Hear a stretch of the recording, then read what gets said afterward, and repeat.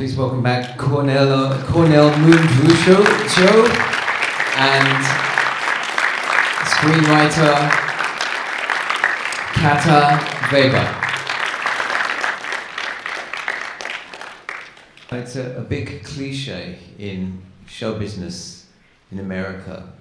They say in movies, never work with children or animals. You managed to kind of work with both, and it seems to have worked out okay. Can you tell us basically about what kind of a challenge is presented, well, not working with the child, but working with the dogs? Take us through the process of how you got that on the screen.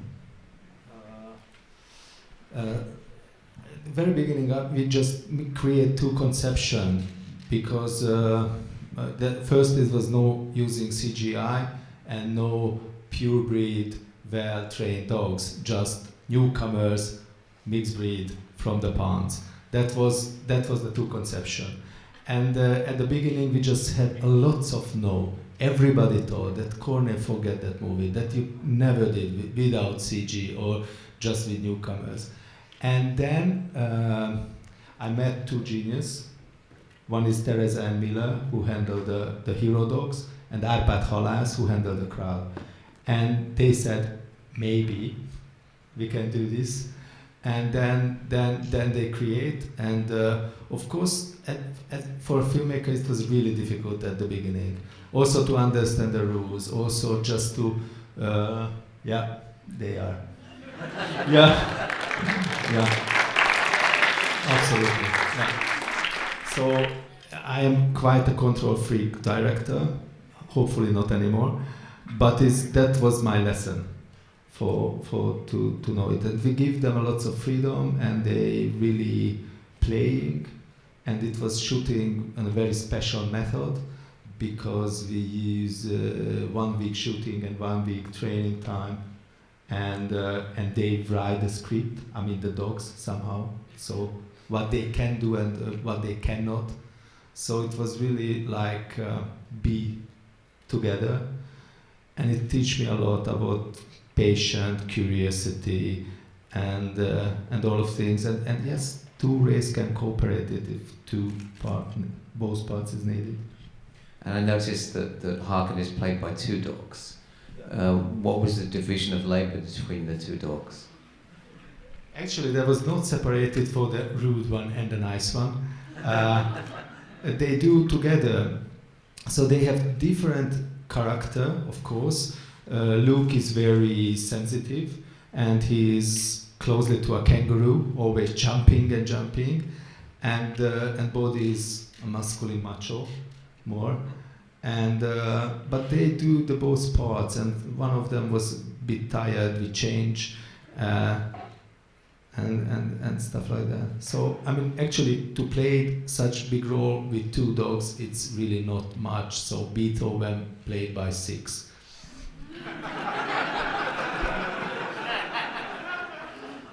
Question for Kata. It's very easy to kind of come away from this movie really remembering the dogs, and really, that's the thing that really kind of grabs the attention and that stays with you, and that's what everybody was talking about at the first screenings at Cannes. Oh, you've got to see the movie about the dogs.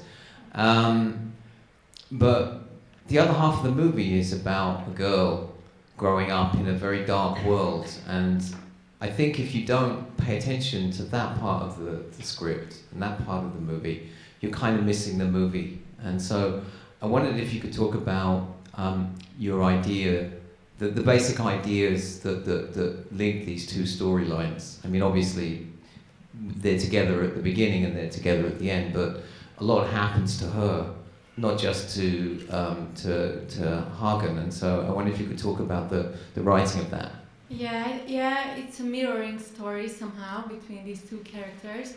And first time when Kornél had this idea about making a film about a dog, we wanted to make this film about the dog, a dog in Budapest, But then we realized that we need somehow a counter story, like something that grabs our attention and gives us an angle how to see the loss of this dog, and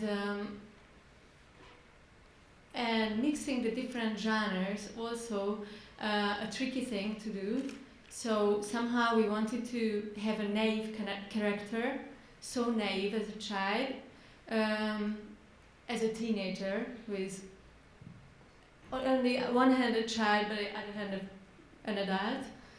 And I think this helps us to really be able to follow the story as free as possible, almost like a child, jumping from one genre to the other. So I think that's why it was a good choice to have this character, and also an emotional draw, which can, pull us through this whole journey with such different challenges and characters also. Hagen's loss of innocence is kind of mirrored in Lily's loss of innocence, but the overall result, the overall picture that I get is a very dark picture of Hungary, or of Budapest. It seemed as though you were trying to sort of say some things about your country.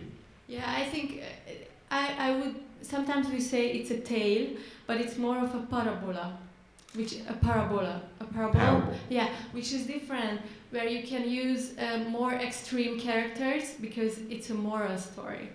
So you can see it as a reality, but at the same time, as you say, it's more dark because it wants to be a parable and it wants to be moral.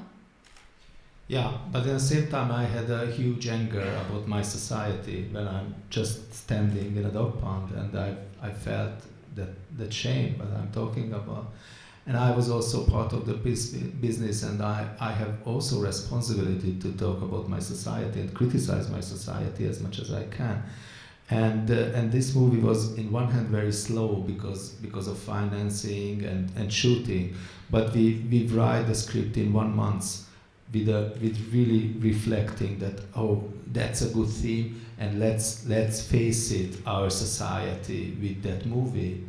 And of course, still, it's a very fragile question, this movie in Hungary. So because we loaded a lot of power politics, and the country is very extreme nowadays, and always, I mean, you have always have a narrative of by the politicians, but it gives a lot of hope at the end when we distribute this movie. The audience are coming and watching, and they started to discuss, and that was really meaningful for us. So of course it's really, I mean, we're really reflecting. I'm totally agree, Kata. So it's not by a realistic movie. So we use more like a fairy tale. So like characters like in a tale, but it's like in our dreams. So it's reality on a special way.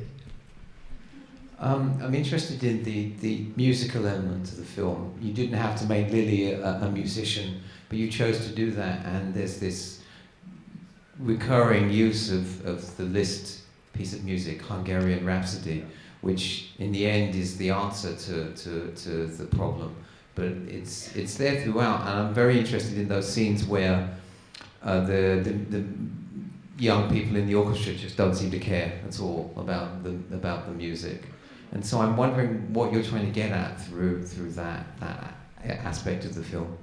Actually, when we work on the script, we felt that Lily has no family behind, so we need a school situation, and then we felt it's better if we have in a music school. So because it's really, in one hand it's really interesting place, but on the other hand it's really ancient, and you have you can create the power by the conductor and the whole rules, which is very strong inside an orchestra. And the piece, it was difficult to find the Hungarian Rhapsody because it's so obvious. It's really like, I mean, I cannot say it's a second hymn, but everybody know this piece of music in Hungary, and it's quite, this is the Hungarian music. That's us. And then we started to talk about, and we recognized it. Franz Liszt, he was a German, who wanted to be Hungarian. He coming to Budapest and write this song against the Habsburg. So it's really revolutionary, lot about freedom, this piece of music, which we forget it. So at the beginning, when they are just rehearsing this music inside the music school, that's quite empty. It's just, you know, like a program music. And when it's combining with the footage by the dogs, you know, these sequences, then you understand more of the deepness of this music, and also the Tom and Jerry, yeah, die for Tom and Jerry, and Kata's idea was to use the trumpet. So maybe you can tell more about that. I'm not sure about the trumpet though. Why we choose it? More I like can't it's remember. a radical, because she's yeah, a the rebel. radicalism. Mhm. Yeah. Yeah, and it's not. You, common. you told that's, I mean, just please don't play violin by a girl. Oh yeah. Girl with trumpet is It's better. It's better. Yeah. But I think we also wanted to use the music as a metaphor, like, you know, as the film could be a metaphor if art helps us solving problems in a bigger sense somehow. And I think the musical element helps this to evoke these feelings. Let's get some questions from the audience. Yes, anyone? Someone? Yes. Yes, just to repeat the question, she's wondering if with the sort of the dogs, whether you ever considered pushing things further, making it even darker than it already is. Not at the end, for us was really interesting to create that peace, to create that silence, and of course this is somehow your responsibility how you continue this story. So of course we all know this is not the end of the story; it's just a moment, and yeah, this movie is partly dark, partly not. It's also play with the genre, but that's how we can close the truth. And of course there are really violent scenes because we need to close to be with that word. So without that you cannot follow the characters somehow. It's interesting that I think maybe 20 people walked out of the movie as we approached the dog fight. Nobody walked out when the dogs were killing people. Yeah. But they have the moral, yeah. A question about the kind of playing with different film genres. I mean, it's kind of a thriller, then it's a prison movie, and then it's a horror movie. I mean, were there any specific films you were thinking of, or specific models? Yeah. A lot, yeah. We really enjoyed this game during the process. We were not afraid of it. Of course, we can tell titles, but Yes. yeah, like Hitchcock Birds. Of course, you can recognize some lines also from different. Yeah, movies. I mean, but really, like, I'm from the countryside, and I was a young adult when this was end of the communism and beginning of the freedom, and there was a cultural house with lots of classics like Bresson and Kurosawa and all these big names, and there was the City Theater, which I can watch the end of 80s and beginning of 90s post-apocalyptic Hollywood crazy movies, and I think it's both comes together in this movie. Though, like, I mean, I showed the O Hazar Baltazar, for example, for the crew, but Jurassic Park as well. So it's a combination of Jurassic Park. That's good. It's a good sounding line. So the question was, given the kind of joyousness of the dogs running wild, was that something that when you were writing the script you could anticipate that you would be able to capture that? No, not really. No, when we wrote the script, we thought they would play it, and then the first shooting day, they just did something completely different, so it seemed to be a disaster. And then after a while, we kind of adopted the story. I mean, it was like shooting a nature movie somehow. Like, keep on waiting and waiting. What can they do? What can they not? But before, no, we thought it's like robots. They will do it. Like, yeah. And then, surprisingly not. But they got even better. So. Yeah, and at the end, they give a lots of energy for the movie and a lots of strengths. So it was unexpected also from our side. And also we just recognize it that there is a beautiful sentence in the last Godard movie, Goodbye to the Language, that the human doesn't love themselves as much than dogs loves human. And it's so true. Yeah, the title of the film, White God, is that, what are you referring to? What's that kind of referring to? Actually, the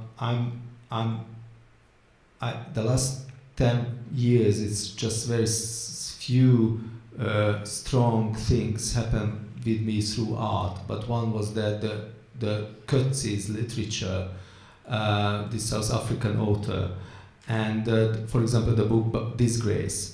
And also there is a dog pound, so that's why I went to a dog pound in checking what's happened in Budapest.